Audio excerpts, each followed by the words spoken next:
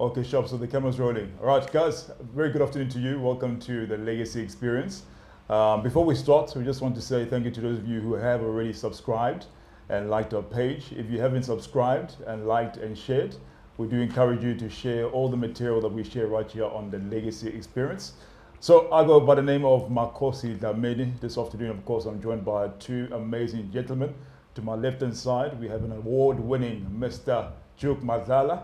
And then to my far left-hand side, we have Ubaba or Philani Mabaso, who is joining us in conversation this afternoon in everything regarding media, sports, and events that are currently taking place in KZN and in South Africa.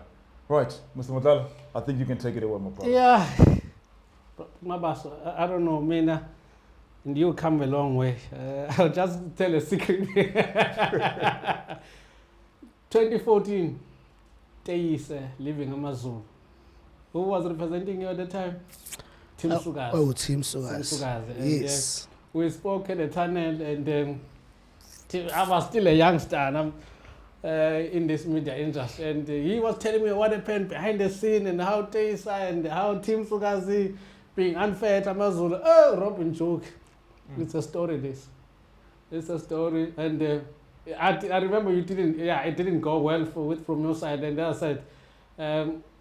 And the worst part is, I quoted him, and this was off record. You know, I quoted him, and there's something that was off record. But you know, after that, yes, I mean, so many things happened in AmaZulu. But for you, the love of football, where did it come from? Well, Bafet Sanbonan, I know Udlamini, when he was doing the intro, you know, he said award-winning, so I think Klambek it's proper for me to officially congratulate you. I think when you share how that 2014 experience, it shows the journey that you have traveled. It showed what characterized that journey, whether that's how you wrote then Ukula, and then becoming this Robin that you are now, that is credited and by the province. You know, I think for me, these are moments that we really need to celebrate, and I think congratulations, and you come a long way. And absolutely. I think leyo nje angiqale ngayo. For me, guys, football is something that just, I was born in a football family. My dad was part and parcel of football in the 60s. He played for AmaZulu. He managed AmaZulu. He also became one of the founders of AmaZulu in the early 70s. So, kula kwam, you know, my dad, although he moved out, he went into music, but the love of football in the family, ukbuki bola, ukulandela bola, and coming from a family of, at that time, 5 boys, you know, so bola would have been, you know, something that is part and parcel of our family. And so in the 80s, ibola lalil cool, in so in the main, that's where everything, I would say, started. Then came uthando ke. Nam ngakhula, went to school, played primary, you know, followed my brother's footsteps, followed football. I think more at primary level, incwadi zonke zazinamakhavi abadlali bebhola, ikamera lamla nama middle page kick-off. But I guess that's the time, Notando. And you know, one significant moment that happened to me, it was, I think, 92-3 lapho ngidlalela under 12. We played a season end of the year. I grew up most of my life at Albert Park, and then there was an awards about then. I got most improved. You know, it's just a small trophy. But I guess that was also where the seed. Trophy there.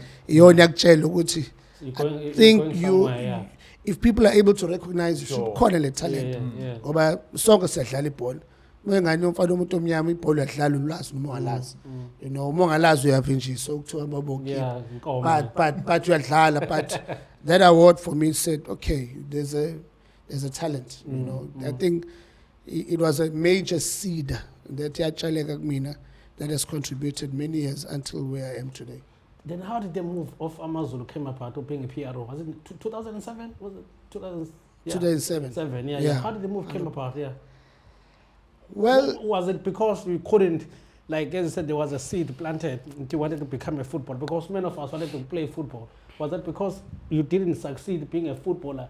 And then you had to, you know, as much as this I wasn't succeeded, but I can do it, contribute in a different level. Right. I think for me, it's the notion of if uNkulunkulu has planned for you to be in that space, you'll be in that space. Yeah. I mean, when I spoke of how I grew up, I knew I had at 18 where I want to be. I want to be playing football. At 20, I want to be playing for AmaZulu under 23. At this age, I would love to go overseas. And so I had my path mapped up. Yeah. But when later years of Ukfunda, grade 10, 11, 12, ekhaya was big on education. I think it's because my dad wabona ukuthi ibhola akasuzanga okuningi in the 70s. So when I phone ukuthi pursue a career, but then grade 11, 12 la ncipha nga focus education ngaphasi. Ngaye varsity ngathi ngiyadlala but you know ngangise Eunice, so Eunice is distant, so it wasn't as organized. But that's when I started to be the manager of a team as a Eunice. At just 18 years old. Now, fast forward many years to come, from then, I was active volleyball in my neighborhood, coaching, doing a lot of other stuff. And then I was also involved in a supporters club, AmaZulu. Yeah. Ngangunobhala of a structure, Durban Central. So then Usokele took over the club 2006, and then they needed a PR. So then I was invited into an interview that was conducted by Graham O'Connor. No Lunga Sokele. Manager at the time, is it? Yeah. He was a director. Yes. Peter who became a chair 3 years later. But that time, they were interviews. Damgafika ngalinda at Durban North.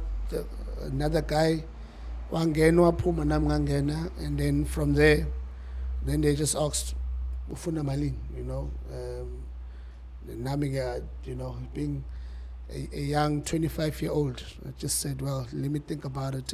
But it was August 2007 where that actual interview happened, and when they offered me, and then I took it, and then that's how professional football started in my life. But Bola, as I said, from Ukudlala and even coaching in my community, Apple Park. What was it during the era of the president coach, Khuloliel, or was it the late left back? I think Khuloliel was at the time. It was Julio. Yeah.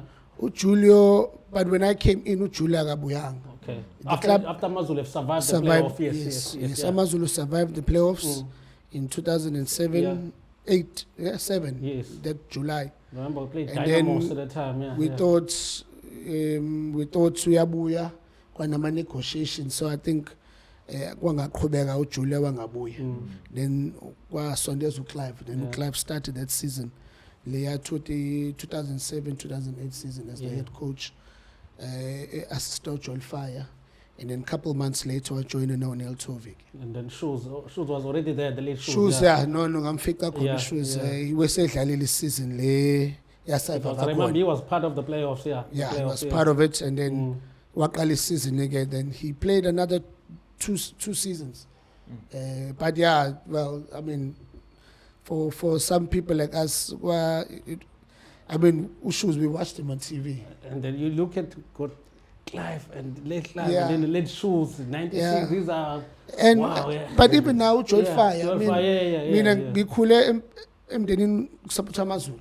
Yeah, my dad was AmaZulu. The whole my brothers. So Fire was a big name. Fire was like massive in the 80s. And we're all talking about the late guys. No, all of them are late, but and yeah, I'm just saying, Uti, walking into AmaZulu, which is a soft spot because of where my dad was, but now here you are. Ubuga Joel Fire in the 80s was this mega name. Ubuga Clive, who, because in 1992 when they won the Coca-Cola, I was 10, 11. Yes. I saw it, I watched that game. Now again, no shoes in the 90s, and now they're all in one team. So as a young boy, because I was 25 then, it was a special moment to Sabenza Nabo, and yeah, very humble people, but yeah, it was very special at that time for me. How was the job of PRO entailed at the time? Because we're not part of the social media era right now where the club can just push their features on the social media and everything and engagement. How was it like at the time? I came in between that transition. Okay, yeah. Yeah. It transitioned from I'm a PRO. I'm a PRO.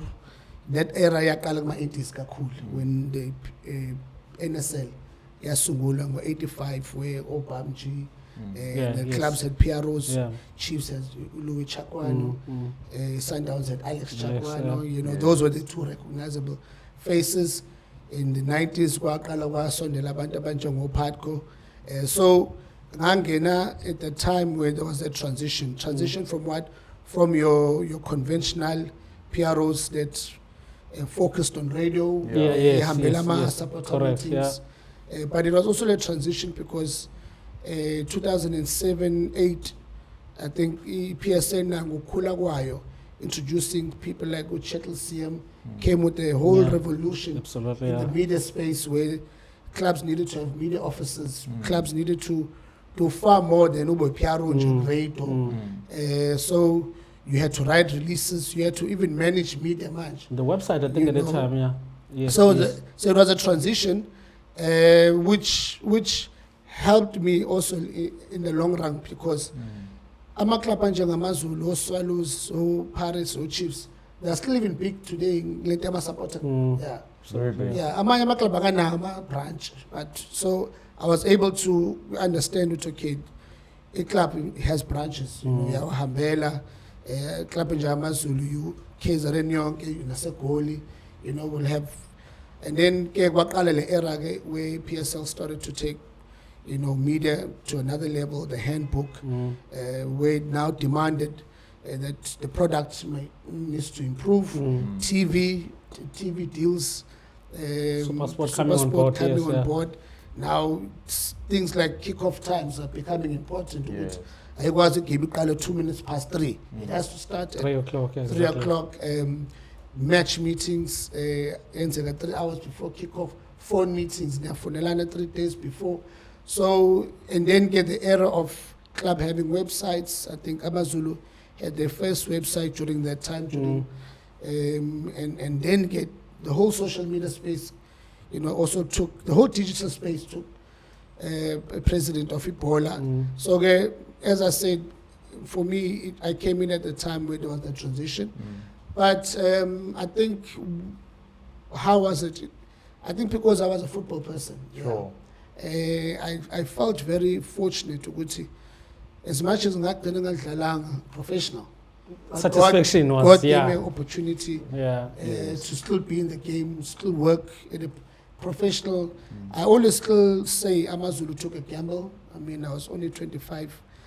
Fresh out of varsity, for you to give such a big position to a 25-year-old, not much of an experience, but that was a risk on its own. So I'm forever grateful to them and the Sokela family because they took a risk, by employing me at that time.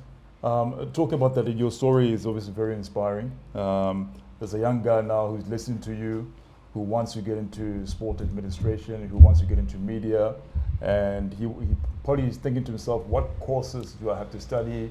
What qualifications do I need? And also touch on the fact that the role that your father played, because he played quite a significant role in you deciding the path that you wanted to take. You initially wanted to venture into football, but because of the time that we're in South Africa, it was a better option for you to focus more on your academics. So just touch on maybe the path that you took in terms of the qualifications that you acquired, and also touch on the role that your father was able to lead you to the kind of journey that you've embarked on right now. The parent, the father figure element. I mean, I guess it's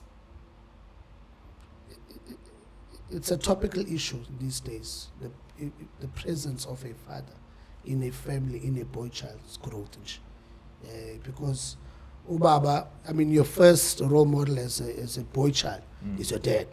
You know, if your dad is that person, or Sean Peggy in Pagatin, you know, you take that shape, you want to be like him. So your dad becomes your first role model in a sense. So for me, that's what my dad was. Although when I started to grow up, because I'm the last born, he was not in football. Yeah, but hearing the stories, seeing the photos. So now, I mean, I guess it also laid a foundation to what I do now with my boys. You know, I've got 3 boys that are all very young, but all playing rugby. So I now need to be there physically, watch their game, take them to training, take them to additional training, because as much as Ubaba ngayenzanga ngaleyo ndlela, but he was just there. For me, I have an opportunity to be there and impact, especially since I'm in the space of sport, because I know how much a dad can contribute to his success. Just by being there. It doesn't take utube nemali no more onayo. I mean, you only pick up soup dalu just ubaba benganamali kahle kahle. You know, and I think that's the first. So he did play a huge role, you know, obviously, and my brothers. So that football thing always was there in the family because there was, you know, that brother that had a liking in football. To a young boy or young person out there, I think you just got to love. Sure. Yeah, I think you just got to love the game. You know, love to be there, because I always tell people that when I went to varsity, I went into the BCom degree in entrepreneurship. I went to PR or communication or journalism. The opportunity AmaZulu young figure. In my early 20s, I was an activist. Yeah, I think in my community, Langankula Kon Albert Park, Sakala organization of youth. We're youth leaders. I was in the YMCA. I also was in a lot of youth political movements. So that being in leadership positions shaped ukuluma kwami, how to present myself, ubantu, shaped how I articulate myself. So when I went for the interview at AmaZulu, I went with that, not with IPEP. Sure. IPEP, yes, but it was totally different from a PR comms job. So again, if I didn't have love for the game, I think for me, the love, ogunye, you can learn. You know, over the years now, I've grown into it. I remember the first year, because I didn't have a good background of ukubhala, picked up my release. I bhala on a Sunday newspaper. You mean the late yes, from City Press, yes. So wabhala ngayo wathi lama PRO wabhala, you know, because he was expecting me to write as a journalist. Yes. So then I said, Yasin, I'm going to be in the space for quite a while. Go and look for a course and study. So that's how the PR and the PR in writing for me to started. But angenanga ngayo. So I'd always say just have the love for the game. Yes, I mean, now we are in the sports space. One of the reasons why we're there is to be pioneers, is to to showcase umntwana sevasito in the college or in sports management. There is a career in sports. That's where the first element is. Yes. Sports as a career being not schooler. That's why our parents wanted us to focus on education. I mean, even in Sasebenza AmaZulu, my mom used to say, uzosebenza nini lento ifundele. Because she expected me to go do a job in Continue, beer. exactly. They paid the money for you to be in university. Yeah, for sure. In entrepreneurship. Yeah. Ngoba le kubona, it never clicked, but I took care of her. So webona ngikhona ngiqhubeka impilo. But again, we tell you discussion or it's a passion thing. Yeah. But there was lag wakala khona. And I mean, if you look at my journey now, I mean, from 2007 to today, my income is in sports. There's no other. Yeah. Amazing. Nowadays, I'm a father, I've got kids, I've got a family. Nangba kulisa ngemaliani sports. Sure. So we are one good thing. And so us being in the sports space, that is what we also hope for the younger people that says, Mom, Dad, I want to go do sports management. I should There's no jobs. Yeah. Yes, sports, I mean, from an education and the role of sports in shaping our society. It's in cool much than what it was in the 80s and 90s. Yeah, look, I mean, I guess also there's always the myth that there are some gatekeepers, that are there in the industry, but I'm not going to touch too much on that. But you then started your role in AmaZulu. You obviously learned a lot of things along the way. Just take us through maybe some of the pros and the cons that you experienced, and taking away maybe some of the leadership roles that you were obviously a part of, and how that made you to become the person that you are today, and to continue with your career, also with that leadership mentality, and to continue to change other people's lives by also helping them to develop their own careers within this industry. Wow, that 8 years for me, were 8 important years of my life. I think at a club level, one walked into a club that was seen as a club yabantu abadala. There were no young people that were associated with the club. Because of it's the oldest club in the The PSL. club as well, also,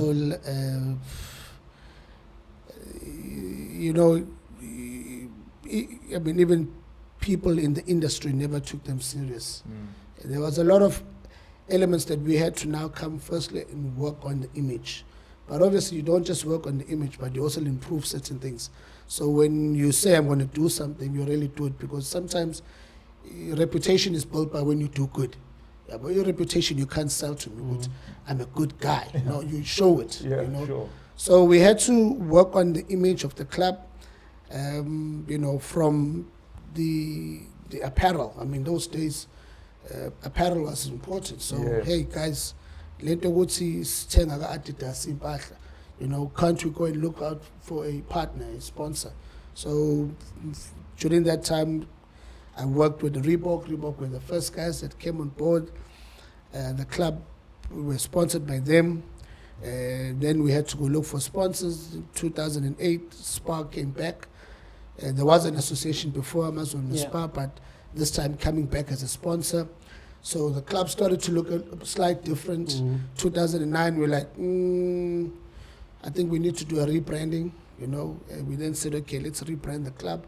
We then changed the logo, changed a lot of other things. A year later, we attracted Adidas. Adidas said, hey, we wanted to associate ourselves with you. So now the journey had then started, and then the club profile changed, and then when you're driving West Street or in town, you see a lot of young people now wearing AmaZulu. The club never really had the best media relationship with journalists.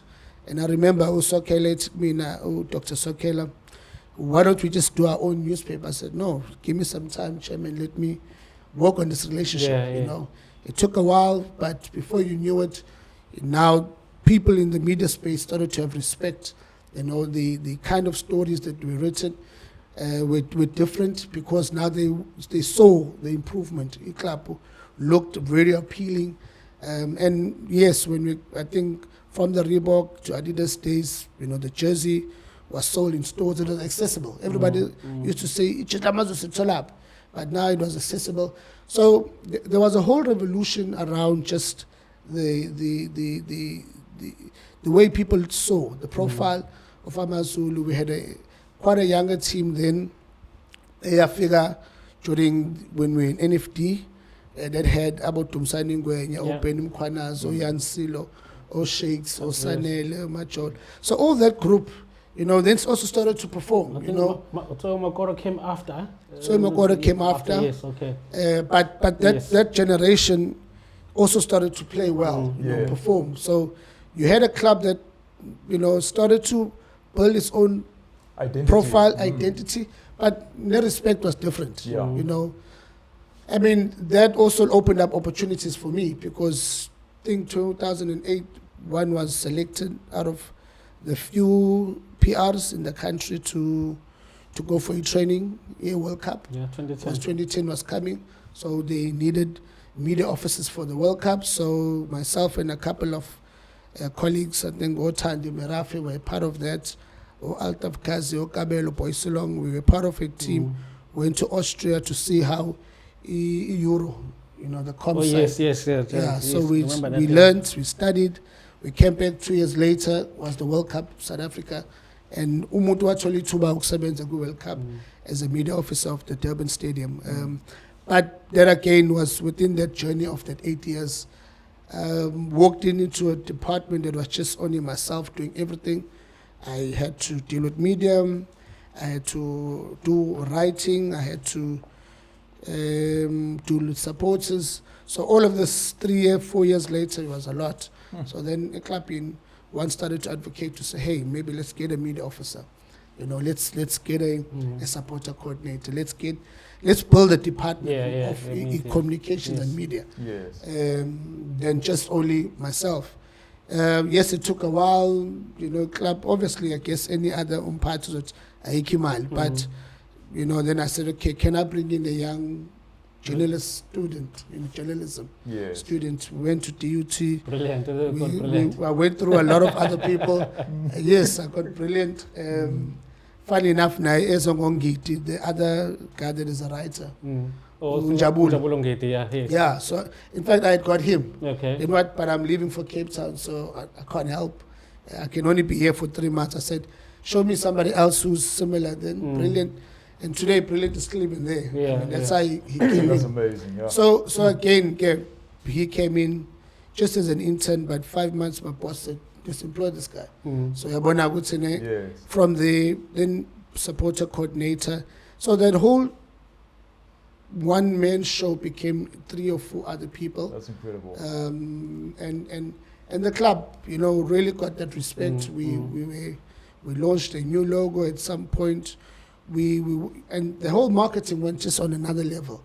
We were able to acquire partners at that time. I think even Sakale Ngekakas, and then Ilang, the Solezwe came. Yes, and then Nokozi came. So now we also became the brand that attracted other brands to partner with. So, and we really tried to work on the image. And obviously, accessibility. The TV show, when everybody was going TV show. That's right. It was still Paris Chiefs then, and I think Super Sport. Yes, Super Sport had it. 2009, as well. 2010, we had a Usutu TV. Yes. So we also worked that, So the journey for me really, took me to another level, but also opened a lot of doors because even this year is my 11th year out of AmaZulu. But I'm still a Philani Mabaso for some reason. And in other places that Umutime needs introducer, so even now my life after opportunities that I've opened was also the name AmaZulu followed me. Amazing. Endaweni namanje umuntu amakubuze ngamaZulu athi nimqosha nimsibani bani, you think it's a servant guys. It's 10 years later. I'm not even but people still think but so the AmaZulu journey for me, and I guess that's why I always say I'll forever be grateful for it, because it was a game changer for just a 25-year-old boy that walked in naive, that the whole thing could have swallowed me in 2 or 3 years, could have made me big-headed. But it gave me 8 years that set me with massing your sebenza and going to business. And also when going to business, I didn't want to go into anything else except sports, because that's what I only knew. And then 11 years later, I'm still in the space and growing. 2009, 2010. A big year for AmaZulu. Almost. Yeah, no, it was a big year because it's and again, it goes back to that group of young. Yes. It was that group of young boys that came in. Yeah. And I remember the supporters would complain, wow, you know, these boys are scored. But because they stayed longer, they gelled well, they played well. And then Neil Sovi's year, his first Calvin Peterson as assistant coach. Calvin Peterson, assistant. We played the MTN 8, semi-final. And then because of the World Cup season, he was going to come to an end in February. And then we also played the Telkom Cup, which was the semi-final. And then Nedbank was the final. And of the Soccer City. So that game was the first game. And you beat Sundowns at Kings Park in the semi-final in the Nedbank Cup. No, I guess why that game was also special is because we had played both the cups. We played after in Feb. So we first played the Telkom, and then we had the long. I remember. And then when we stopped 2 weeks later, we had to start. So by the time we got to Sundowns, because Sundowns being who they are, we thought, okay, maybe our journey's come to an end. It was the last game of the season. We played against Sundowns. I think we even missed a penalty that day. But then we found ourselves next thing, winning and going to the final. And it was a special year. It was said that at the end of the season, Neil left. Because they've done so well for himself for the club. I mean, at some point we were sitting 16th. Saklata number 9 on the log. We played both semi-finals and we played the final. It was said that we didn't win anything in that year. Because I remember that semi-final goal, the throw by Peter Ariwerai. It was a long throw. And then Sundowns, I remember they had Michael Manzini. It was a very good side under Todd Malott at the time, And then you guys were able to hold your own in that game. It was a huge game. Kings Park was fully packed on the occasion, It was a special day because, in a game, as I said, that generation, it was always there, and now they wanted to win. It was a year where they felt this is not as difficult, and I think, playing Sundowns, Sundowns had a top team then. Oh, yes. Sundowns always have a top team, I guess, but I'm just saying, that Kings Park, that night. And I remember even in the press conference, they couldn't believe that they lost. Because, and everybody had obviously, had said Sundowns against Wits final country, the AmaZulu. And for some reason, for those two cups, Telkom and Nedbank, we used to come back, Skupu, Kumete used to come and score these goals. Scored against Sundowns, from the same quarterfinal, Kamuga Kore, Kamuga Futangene, Saba Kore. But it was a very, from that year, we should have been able to build for the next season and the other season, because I think, but again, looking at the length of Abadlali and the time that they played, at some point, there was a team that should have made AmaZulu achieve something, especially for Dr. Sokela. Because Sokela, I do give him the credit, because Wafing AmaZulu, down and out. AmaZulu, we went through changes from the Spark group, went to Mr. Naidu, the Sports and Leisure group, Dave King, and then Atato Pigisha. But that whole 10 years was bad. Club was a yo-yo team. This guy came and found it, Firstly, he bought it from Pigisha, tried to gain promotion. That year didn't. And then the other year bought Dynamos. then brought it back to the PSL. Yes. And from then just continued. So his era was a very stable era. Yes, sometimes Songena top 8 since Ngangeni, maybe that 1 year fight relegation, but there was so much stability and the level of professionalism of how to run the club. Also, his time was very key with his family, Olunga Sokela. And I always say, the president, Uzungu, currently, you know, he did inherit so much, a good brand. The professionalism, AmaZulu, very top, absolutely. Looking from where they were, when Dr. Sokela took it over them. I mean, you spoke about pre-season, and I just want to find out from you, you know, obviously teams are looking to gear themselves, you know, for the next season during pre-season. Just the thinking and your involvement coming up with a concept that also gets the KZN government involved with the KZN Premier Cup. You know, the thinking around that and the preparation for PSL teams gearing up for the next PSL season and the timing of the cup as well. And maybe just talk on the teams that have been included. I think there's only 6 at the time of that. Yeah. You know, there's something that's close to me as well, you know. 2011, Yeah. Well, you know what? It was 2010, I mean, it was called DSR then, department.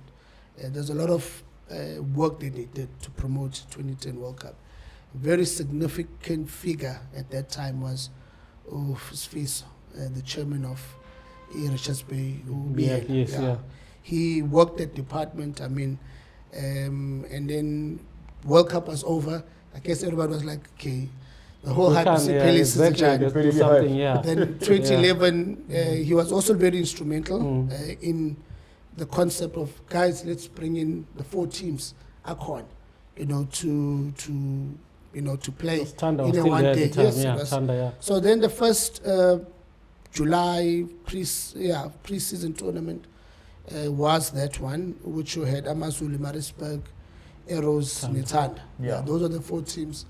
Premier's Cup played over 1 day then because of the number of teams. But then it just continued and grew. Then obviously under different premiers, I think that time, if I'm a possess worker is Katsa, Ndebele, Wapuma, Ndebele, Wangena, Uzwili, Zwili, and then, so yeah, that tournament in the last, I would say many years, there's only been 11. So there were years lying at Lalanga Kwan. But in essence, I think the Premier's Cup, and being the only province that has it, in Klosoyayo, I guess was to say, you know, pre-season is a very important time in any football club. That's 6 weeks, if it's 6 weeks, or 8, depending on my club, or when and how they do it. You know, and my football brain always says 50% of the league will be pre-season. Sure. Yeah. If you have a good pre-season, you are able to be strong in the whole season. If your pre-season is not the best, you battle throughout the whole season, throughout the 30 games plus a cup game and all other things. So that, I mean, the other challenging thing about pre-season, normal Dalama friendly games is it's not as intense as a real game. So the Premier's Cup initially was there to say, okay, 2 weeks or 1 week before the season starts, let's bring this team, let them test, because there's also the time where you have like a lot of trialists.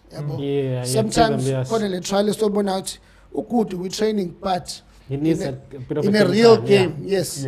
So, I mean, and there's a lot of players that came into a Premier's Cup with an AMA contract, and after the Premier's Cup, the next day, club said, let's sign you, and went on to go overseas and do well in other clubs. So the Premier's Cup has always been that important figure and tournament to its development. But also, I guess, the department saw more. You know, over the years, they've continuously developed it. And now, you know, besides just, you know, there's a participation fee. There's a lot 700,000, that's a good money. There's a lot that is growth, which is good. And I think DSEC needs to take that credit, because even now, this year, even when it grew to be 6 teams, you know, I know at some point people were like, but a team of 5 or 6. But they managed to moved it from 1 day to a 2-day tournament.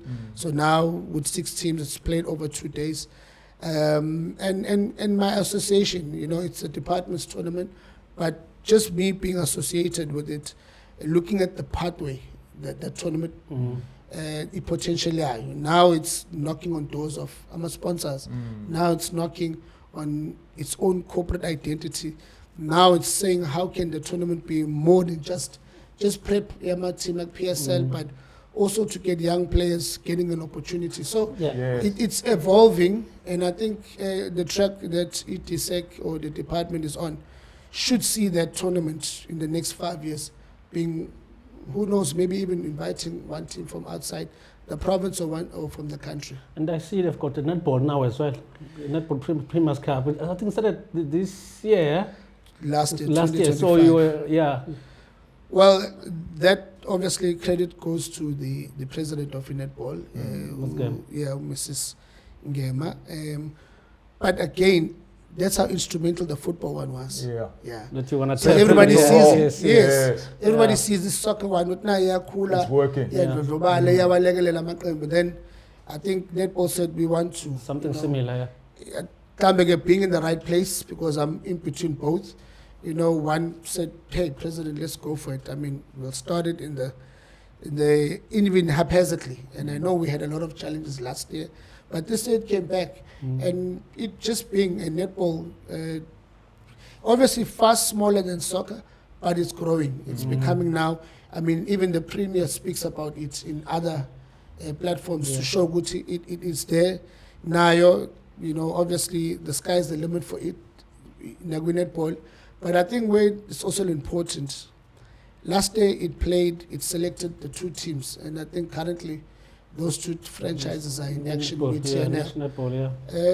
Last year the Kingdom Stars won Division 2, so from a Premier's Cup tournament. That's right. You selected the 2 teams. The 2 teams went on to do well, and then the one gained promotion because both were in Division 2. Now one of them is in Division 1. So the impact, and it shows, I mean, a lot of potential the province has in sports.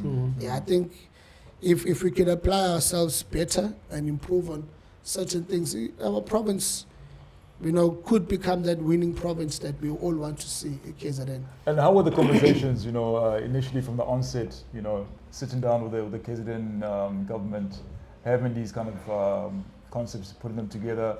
How difficult was it to actually get them to see the vision and to now to see what it is already and what a success has been?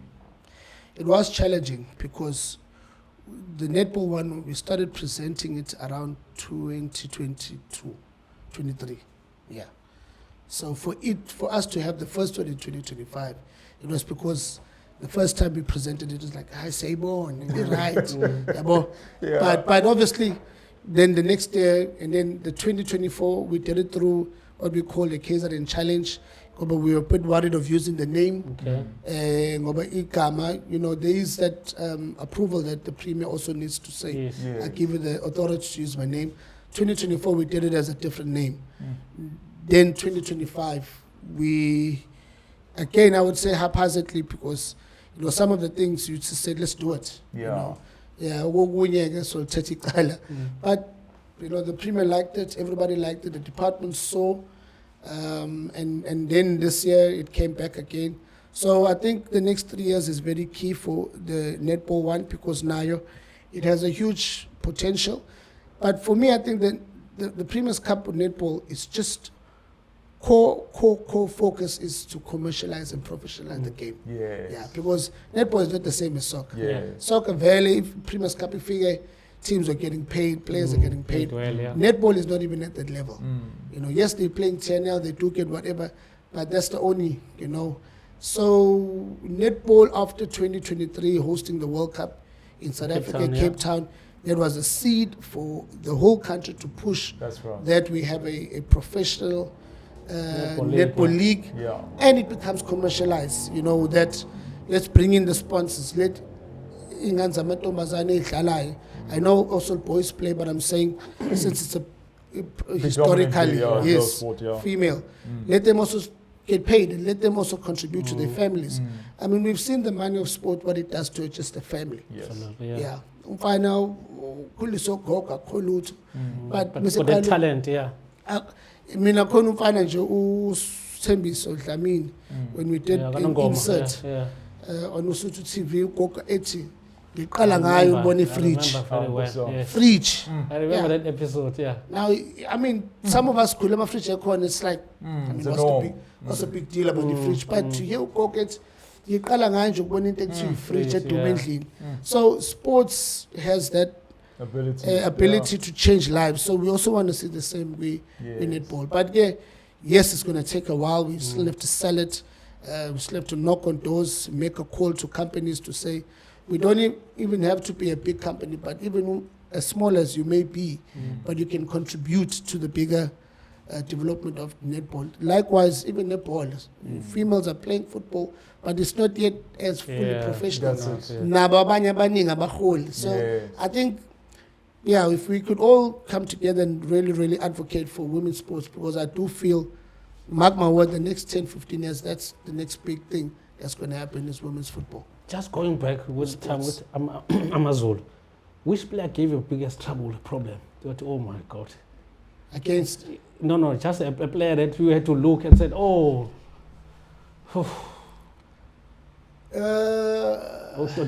Dodgy camp and all that, come back, came to training drunk and all that stuff.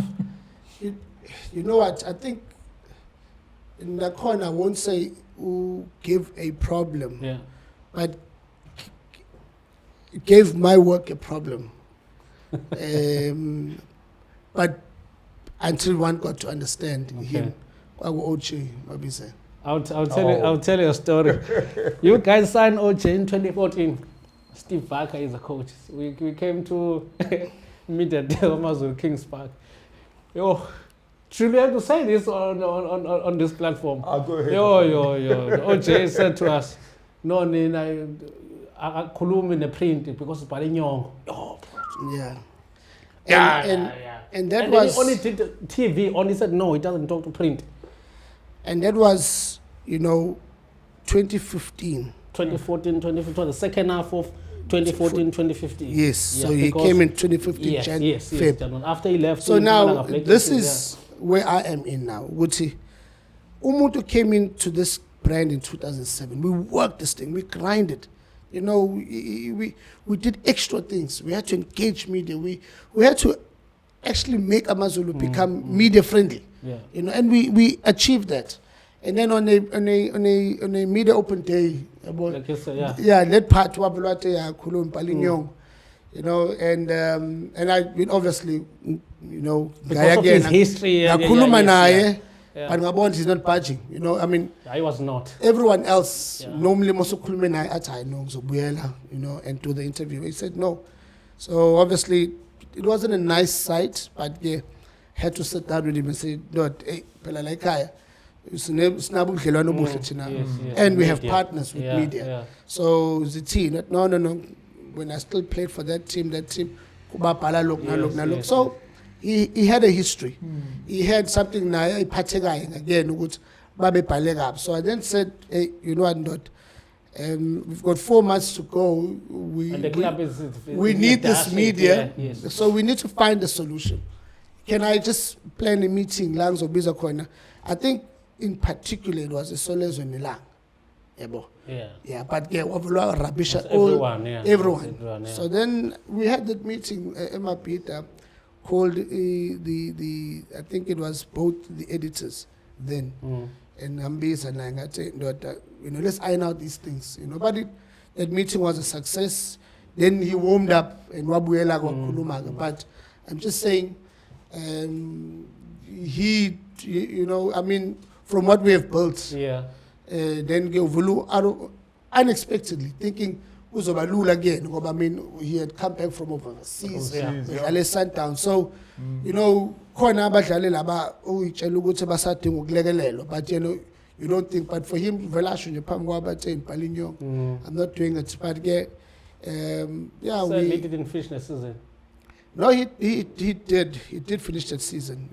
That's the season the club got relegated. Yeah, and he did well. Yeah, he did well because I remember when he came,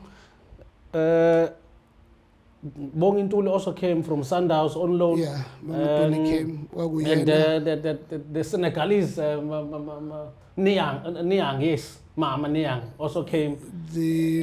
I think Roscoe Peterson also came. Yeah. Thabo Molloy. No, it was. But that season, the biggest challenge, we signed well. Yeah, well, that's what I'm saying. They were very good season. We signed well. I mean, we had Omtiani, who are just leading. NFD leading goal scorer. We have a couple of Namibians. We had a strong. We have Ndululu. We had Ndululu that season. Yeah. It was just the first half of the season that just things didn't go well under. What's this coach? Craig Rossley and then Wilfred McKay. Then when Craig left, Woodford took over 2-3 games. Then Steve Barker came in. And then after 2-3 games, the club started to win. And then just fell short in the last game. Yeah. Because I remember Steve Barker's first game was against Mpumalanga Black Hills against his former. His uncle, Clive Barker. Clive was, at Princess Makoko Stadium, So that was his first game. First game. But Steve really tried. He tried. But for me, heading to the last game against Maritzburg,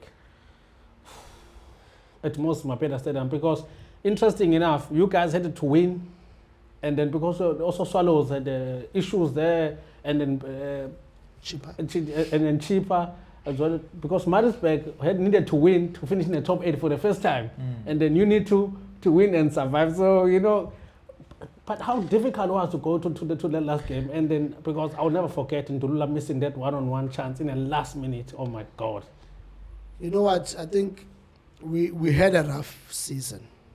Then there was that game, I think it was the 21st, 22nd game, where we won against SuperSport 5-2. Yeah. Yes. And from then, we just won. Went on 1-0, we won. We moved from 16. I remember the second last game, Klalwa Nitax. It was a Wednesday. Yes. Untuli, may so rest in peace. Scored 2 goals. Yes. And those 2 goals, that win, actually took us to number 3 from the bottom. We all just needed a draw for the last game against Maritzburg. And we've managed to pull Swallows, we managed to pull a cheaper.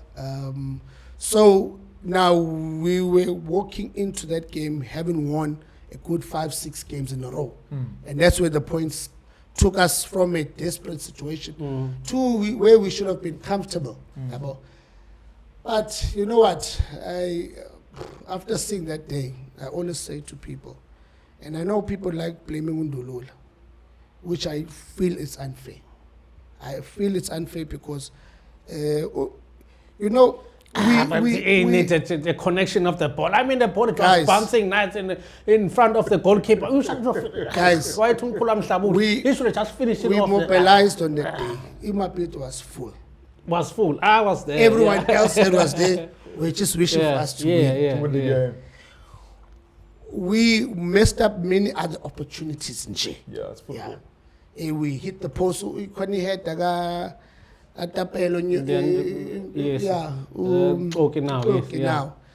He hit the pole. He scored on the He did score, but scored and then he got the concuss. So that day. And when you look at it, I always say the script was written that the club had to go.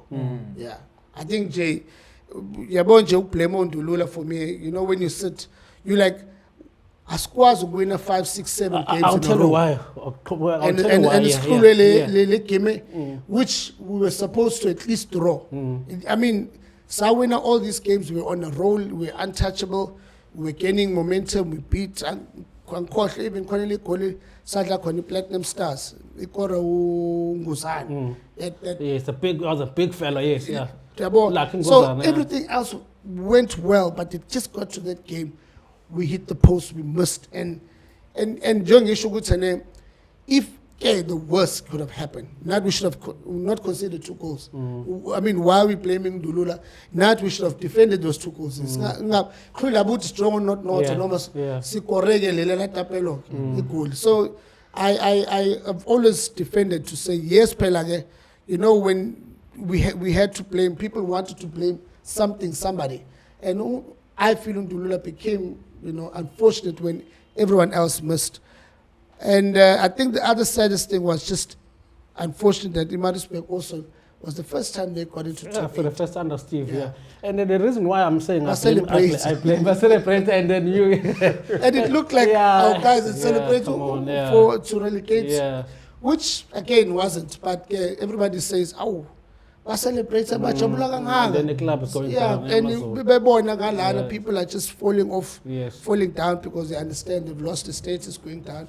But that's football. For me, I'm saying that the script was written. No matter what we had done, we could have played with 9 strikers. We could have increased another 2 hours. We would have still hit the post. And I think it is always, for me, I've said it is unfair to single out him when we conceded 2 goals. Not we conceded. The thing is, what I'm saying that his future was already decided, that he was going to Naturena. So you think it was intentional? Not that it was intentional, but I'm saying his future was, his mind was no longer there. He was no longer there. Dulula wasn't, his mindset, that whole, because he was also denying to talk to the media. Yeah, as I said, for me, people are, yes, he did go to Chiefs, you know, and whether Chiefs had spoken to him before or... And then why I'm saying that, because they met there with who? Steve Compella. The season to follow. Exactly. Yeah, but for me, I still say, not we had a responsibility to defend those 2 goals. You know, they scored 2 goals. It was 2-1 the score. Yeah, so we could have drawn it. Each draw was enough to just to be on number 14, not even go to playoffs. Because that's why the team had done so much to win so many games consistently. But for that last game to just, you know, that's why I'm saying, even if we had added another 2 hours, we got another 9 strikers. I just think the script, Jay, it was written. The club had to go, as sad as it may be, but the club was able to come back and look where the club is now. Just on that, talk about the closer part of AmaZulu. And then what happened that season when they said they are retrenching? How did it come about? Well, you know, every club... Because they're going to NFD, I understand, yes. I would say any club that is facing relegation, you will know what if you have to go down. The grant is not the same. You know, keeping certain players is going. I mean, some of these clubs have players that are getting paid 250 per month, 300 a month. So that could be, 300,000 could be 10,000 of, you know. Or 30,000 of 10 players. So it's different. And the whole game at NFT is different. It's quicker, the pace. So you know, good you know, but unfortunately, because you don't plan for relegation, you may have signed 4 players on 3-year contracts. You know, so what you need to do with 3 months before, start an engagement process to say, hey guys, we are in this position. If we are to get relegated, we may need to sell and retrench. You know, but that also doesn't, it's not for players only, but for everyone, staff and everyone, the background staff. So there's a couple of other where the club might not be able to pay for. So the club had started a process, I think around March, April, to say, guys, because Labour Act, you know, demands for you to start those processes, you know, have a consultation, see other solutions. Other solutions could be maybe taking salary cuts. So there's a lot of solutions that come out in that consultation. I think the club had a consultation 3 or 4 times with the bigger group and with us individually. So when the club then did get relegated, then they had to decide on certain people, certain players, certain backroom staff to say, do you stay, do you want to go, or unfortunately we can't keep you, or those who are kept need to do 3 or 4 jobs, you know, like marry those, like I think people like the Mr. Dlamini that stayed now had to do head of security and become a team manager also. So you combine because the resources are less. Yeah. Let's just fast forward a little bit. I mean, we've spoken about the Premier's Cup. There's also another cup that's actually quite prominent here in KZN, which you played quite a significant role, which is the Prince Mangosuthu Legacy Cup. Maybe just take us through the thinking and what was the initial plan. You know, what did you guys want to achieve with regards to putting that whole concept together? Again, that I also would not take the credit for that. It was the Sokela family, Lunga Sokela. Yeah, behind it, yeah. 2016, 17, wanted to find another competition. Went to Mtwana Pindangen and said, Mtwana, we understand your association with the club, Nindlunkulu. At that time, Mtwana was the Prime Minister of the Zulu Nation and said, we would love, I mean, there's a legacy of what you have done for Abantu, Basi KZN, Basi South Africa. Can we give us the rights to do something based on Nekamalako? And Mtwana Pindangen, being an AmaZulu supporter, said, AmaZulu, go ahead and plan it. So the first place it would have been easier to have it in was Zululand, where it's his home municipality, hometown, home district. So then the first one, so I came about because Ulunga said, listen, we're putting this tournament together. I need somebody also cements and I'm a club, you know, just the football side. Somebody will do the other and other. So I then joined that concept in that stage, that initial stage, where my role was just to say, speak to the 4 clubs. The season, Babane Swallows, Bloemfontein Celtics. Celtics won, I remember, yeah. AmaZulu, and I think they peak. There were 4. And Celtics won that one. Yes. So, but 2018 again, it continued. Sundowns came. Yeah. It was just AmaZulu and Sundowns. 2019, it did not happen because of it was an election year. 2020, then COVID. 21, and then 2022, the former mayor of Zululand, Umfundis Tulasi's current emissary of Kokta, KZN, said, hey, you know, he wants to bring it back. And then also got involved as somebody very big at the in the initial one. So I think that it's another tournament that shows the potential we have. Yes. Yeah. Sometimes we sing a sabin to innovate, you know, not knowing where and how. So from 2022, we invited Aba Sundowns. They came. I mean, Richards Bay, AmaZulu, with the local team here corner. You know, we took the tournament to another level. We brought TV. So, but it was just a way to and now it has grown in leaps and bounds. It's continuing. At least one thing that it does, it's there every year. It's in the calendar. It's consistent, yeah. And obviously last year, it also had the opportunity of having cheese, which it ended up not happening, but they had agreed due to a schedule. Sabase CAF was Chiefs were doing well at CAF. Yeah, because it came at I think you make it during the FIFA break. It was September, and then last year's one was a bit tricky because we tried to have it in October. Yes.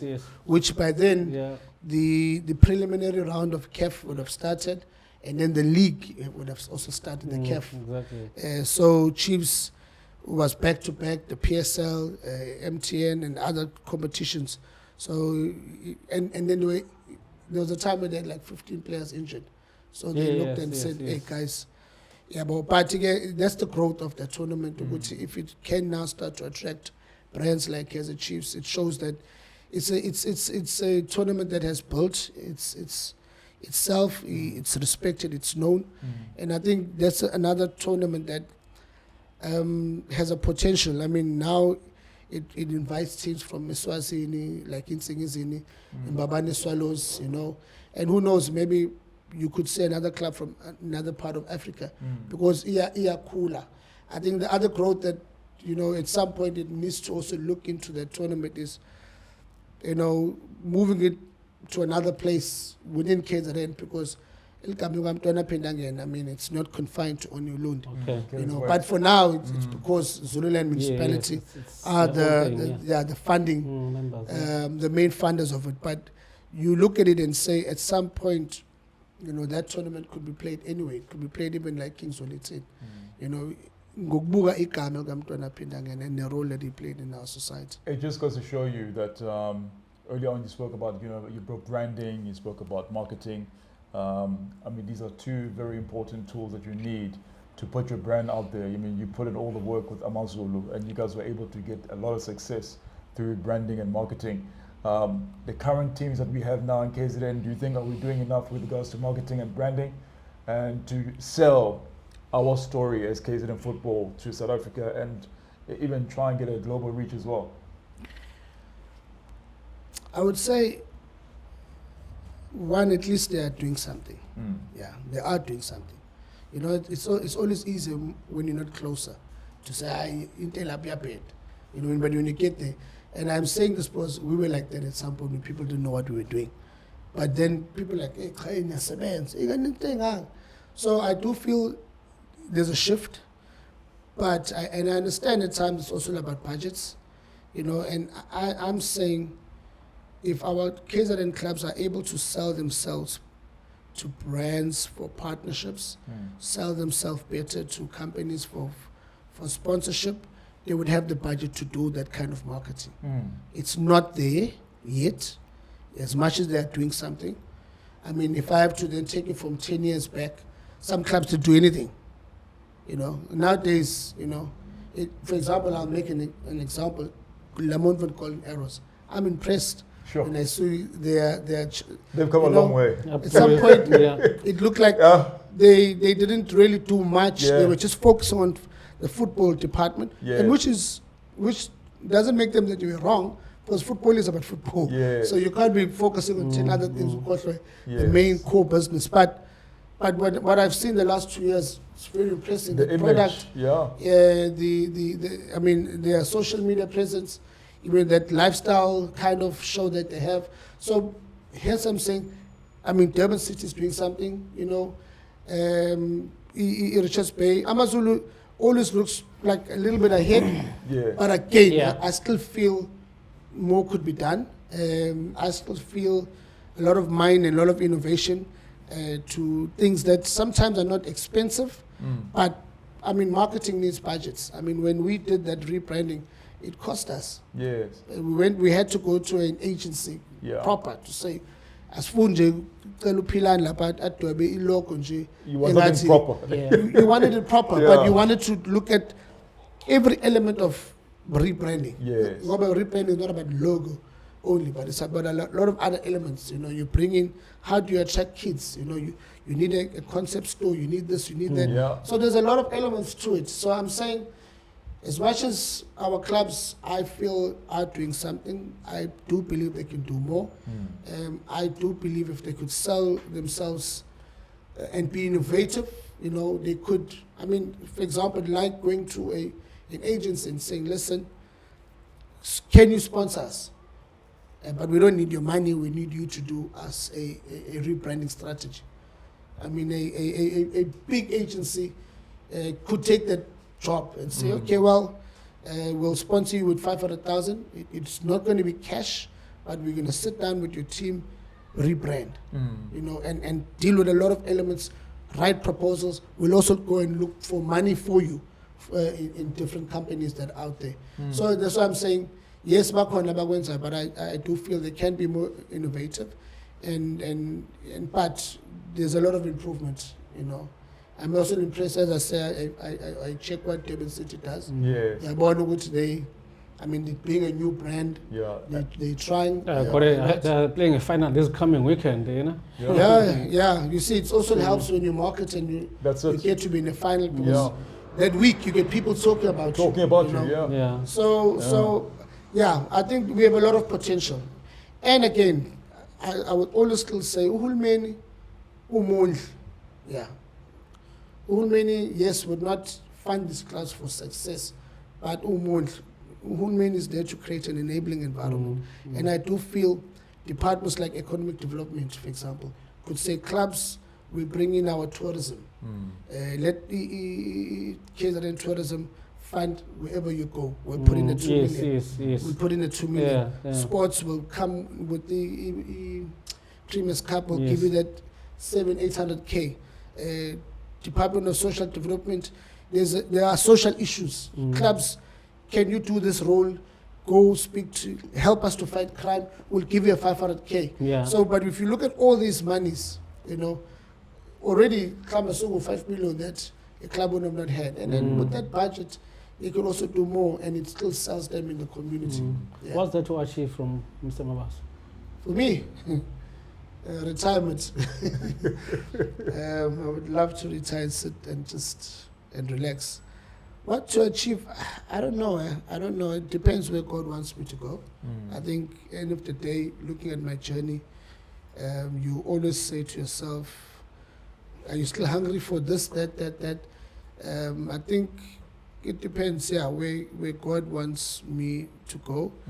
I think I understand because that. You also do the media officer for CAF games. I mean, you were doing with AmaZulu when AmaZulu Benny's era 2021, 2022 when they reached as far as, I mean, going to the group stages. You were part of that. I mean, I'm saying, when I say it depends how far and where God wants to take me, because when we did the World Cup in 2010, we thought these CAF media officer roles will just end and come. Will come. But nothing happened. Okay, sure. Only to get an opportunity in 2022. When if a person like myself has worked in a World Cup and media officer role, Durban Stadium in the World Cup, I managed the media center of 1,005 media from around the world. So that if somebody does that, then use him for CAF and other World Cups. Yes. But that opportunity didn't come. But only to come 2022. But you then could sit down and say, but why? Somebody might say, well, maybe Patrice being the president, opportunities are opened up for the Southern Hemisphere. But again, all in all, I just feel it's the time. God knows where you need to be at the right time. There's a season for everything. So for me, I think if I'm able, I think one of the things is to continue to pioneer the space for the younger group. That's beautiful, man. Because I do feel parents still will tell their kids, we are big sports, because our parents are still, even some of us, because we are parents, we're still holding on to, you need to go and do a degree, sit in the office. But there's a lot of kids that don't want to do that they want to be in the sports as a sports doctor, a medical, biokinetics, a masseur, a manager, a coach. Creative concepts, there's a lot. There's a lot in sports that is out there. But if young people could, when they're not sure what to say to their parents, could look at me and say, for as long as that guy is still in that space, then should he corner, and for the younger people, probably 10 years from now, that whole space will be far more open. A simple thing like managing facilities. I always complain it. Sometimes whole come around. Masaya shiya kubantu. A year later uyafika umpupha awusekho. Utshane amniselwa. But you could take the same student in university or in the facility management of sports. Umthathe umbeka lapha. Uthi this is your task. Got the leg ground, got the tennis court, got this multi-purpose, and then better it. So all of those things I'm saying, there are opportunities that are out there, but that have not been exposed to a lot of young people out there, to families. So I think if you ask me what's next for me is to say, how far can I go in opening and breaking down barriers? So anyone that wants to have a career in sports, whatever that they're doing, could find themselves something to do. In this program that we have this year, which one are you working on now that is coming up? Well, the one that I enjoy more, and I know people might not understand, is the Build It Under 13. That's just the 4 or 5 of them.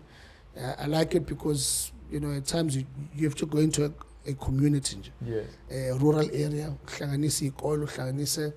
SAFA, netball, and then you create an event that becomes successful for a 13-year-old, and that's a foundation that's stage. That's a foundational stage. Yeah. Yeah. So again, if I shared to you earlier on, if that trophy under 12 for me was a seed to which namhlanje ngibe Yes. that young boy under 30 that will be tournament. the seed. Yeah. Today Yeah. usiphe Madonna. You know, uMagaqa, uNkanyiso, uZungu. Yeah. Because mhlambe that's the only time they got to play in a properly structured So it tournament. came from the Yeah, they Same, played. yeah, They played in tournaments, yeah. And there's a lot that I probably might not have it database, but that would say Ngaidlale it built under 30. So for me, I always like it because now we sell up back to grassroots. Yeah, but sometimes we all want to deal here. And we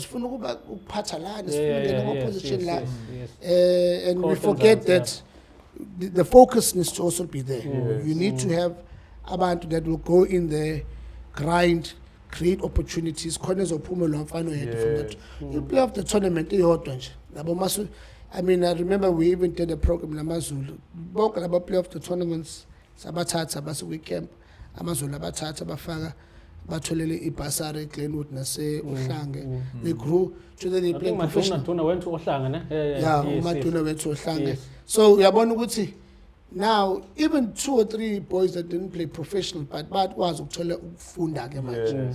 Esukele emakhaya wezala wazohlala eThekwini AmaZulu amnakekela, yabo. So enzama ukusho ne well that, but obviously we're going to pre-season time, obviously Premier's Cup is coming.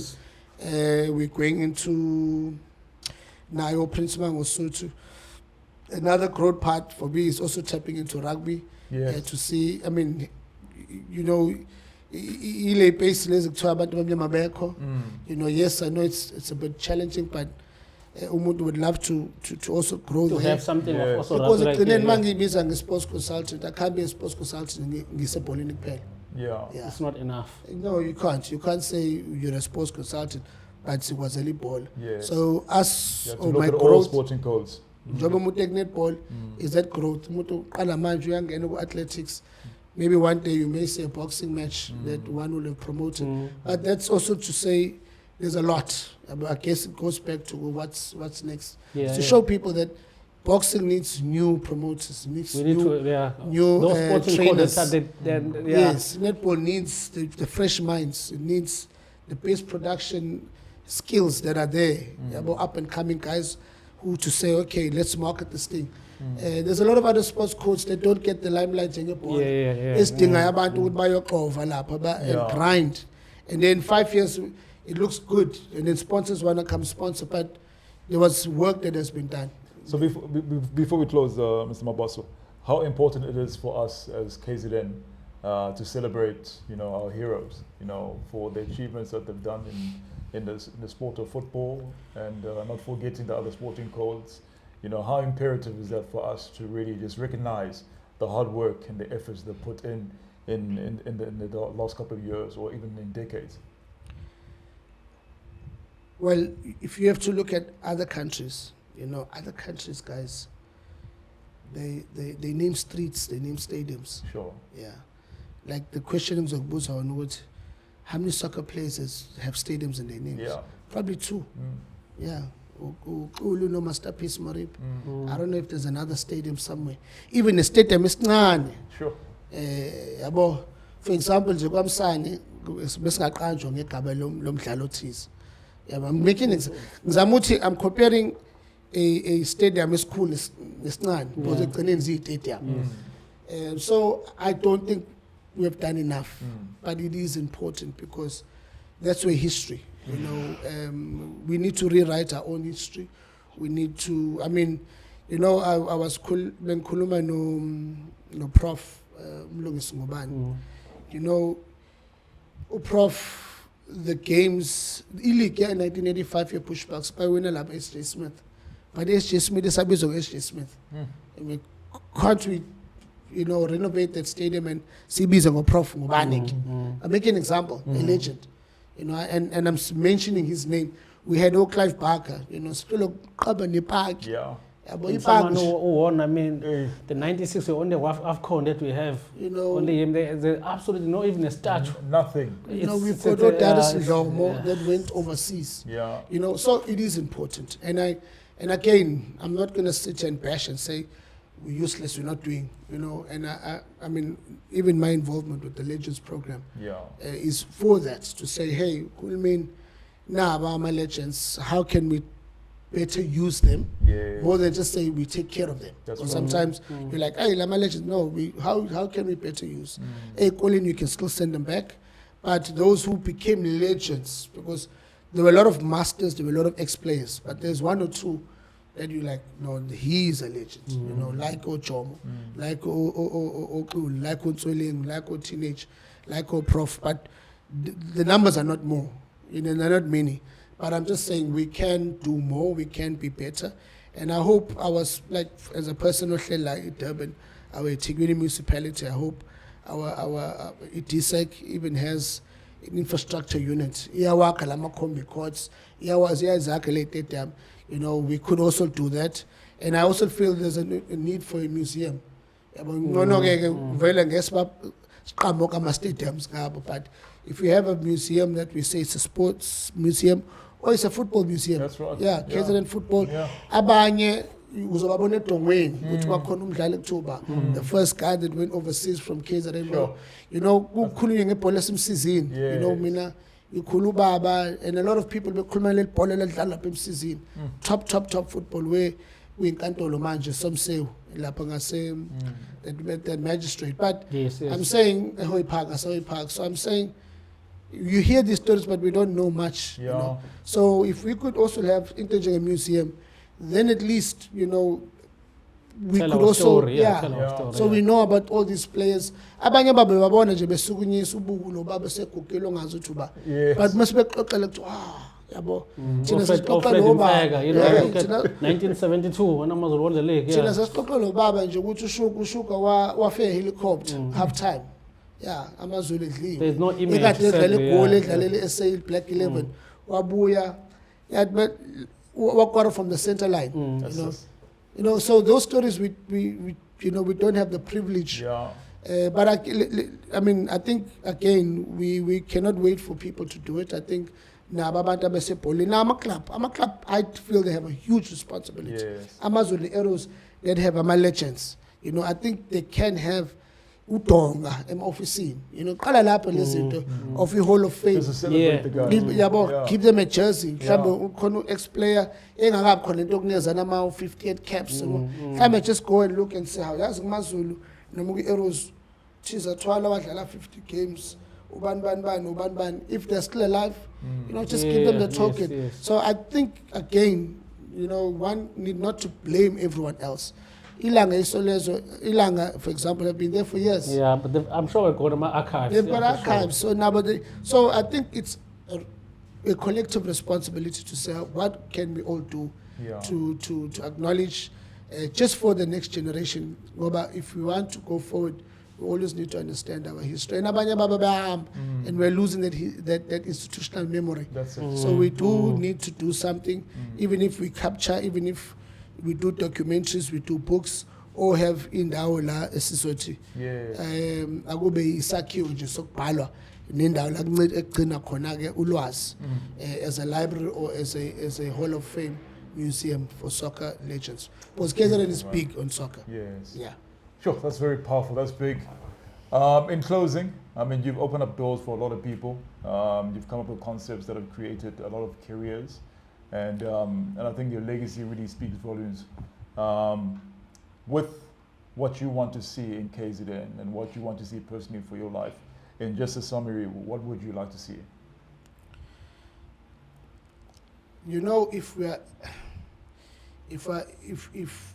we're able to, it's sad when you see a lot of our talent goes out to other provinces.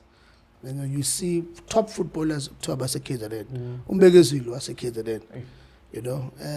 Even I now with me involved in netball, other provinces are winning.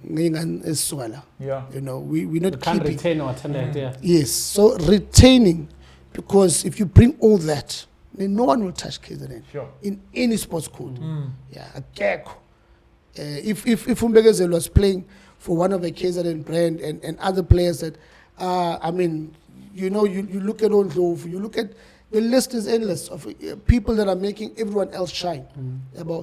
I think if we could develop our sports in such a way, then it become lucrative to retain them. Yes. Yeah, to retain the best talent that we are producing for the world and other provinces. But yeah, if we could do that better, I think the league would be won here in KZN.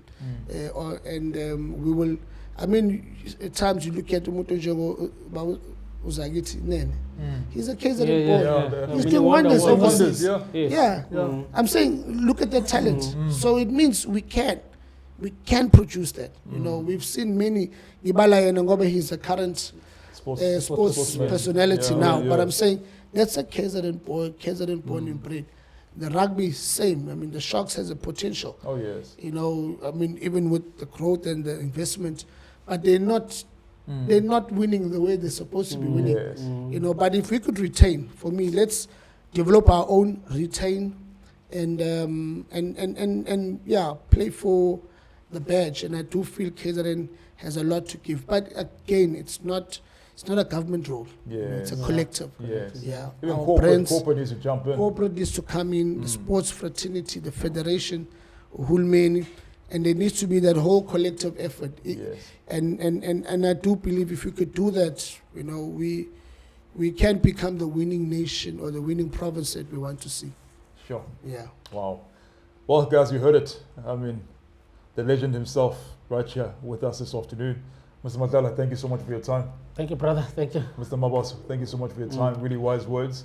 And keep opening up the doors for youngsters that want to get into media and to become sports administrations.